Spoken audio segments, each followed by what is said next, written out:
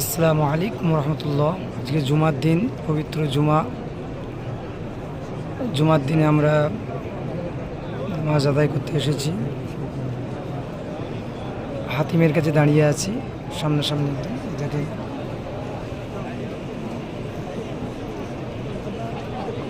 মিজাবের রহমত, নামাটা দেখতে পাচ্ছি মিজাবের রহমত।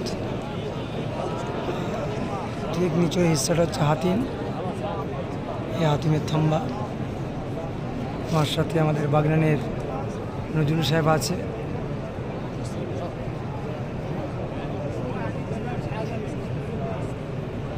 এখানে আমার আরেকটা সাথী রয়েছে।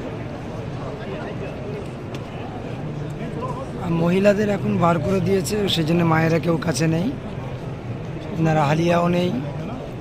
কেন, নামাজের টাইম হয়ে গেলে মহিলাদেরকে সব বার করে দেয়, ধীরে ধীরে মহিলাদের বার করে দেয়। ওই জন্য আমরা আগে থেকে সতর্ক হয়ে যাই, এটা আমাদের করণীয়। তো ধাক্কাধাক্কিতে খুব কষ্ট হয়, মহিলারা নামাজের জায়গা পেতে পারে না, আগে থেকে বেরিয়ে যাওয়া ভালো। চারিদিকের নজরাটা একবার দেখেন, একটা আল্লাহ পাকের ঘরের মহিমা, আল্লাহ পাকের ঘরের যে কুদরতি কি যে মধু আছে আল্লাহই বেহতার জানে।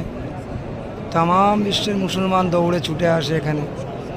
একবার যারা আসে বারবার আসতে মন যায়, স্বাদ আর মেঠে না। তাই যারা এখনও আসতে পারেনি, এইখানে দোয়া কবুল হয়, প্রত্যেকের জন্য দোয়া করি। আল্লাহ পাক যেন তার খাজানা থেকে সবাইকে খাজানা দেয়, অর্থ ভরে দেয়, প্রত্যেকে যেন এখানে দিদার করতে পারে, প্রত্যেকে যেন ঘুরে যেতে পারে। যারা আমরা এসেছি আমাদের যেন আল্লাহ কবুল করে নেয়, আল্লাহ পাক যেন আমাদের কবুল করে নেয়, নাজাত করে দেয়, আমাদের পিতামাতাকে ক্ষমা করে দেয়, আমাদের আত্মীয় স্বজনকে যেন ক্ষমা করে দেয়, সারা বিশ্বের মুসলমানকে আল্লাহ যেন ক্ষমা করে দেয়।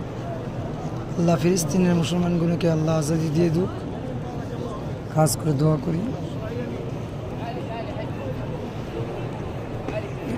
ইসরায়েল যেভাবে ফিলিস্তিনের উপরে জুলুম করছে, অত্যাচার করছে, ওকে আল্লাহ হেদায়েত দুক। এই কাবা শরীফের সামনে দাঁড়িয়ে দোয়া করি, হেদায়েত যদি নসিবে না থাকে, হেদায়েত যদি নসিবে না থাকে, এই মানচিত্র থেকে ওকে যেন আল্লাহ মুছে দেয় এবং ডিলিট করে দেয়, যেমন মুছে দিয়েছিল ফিরআউনকে।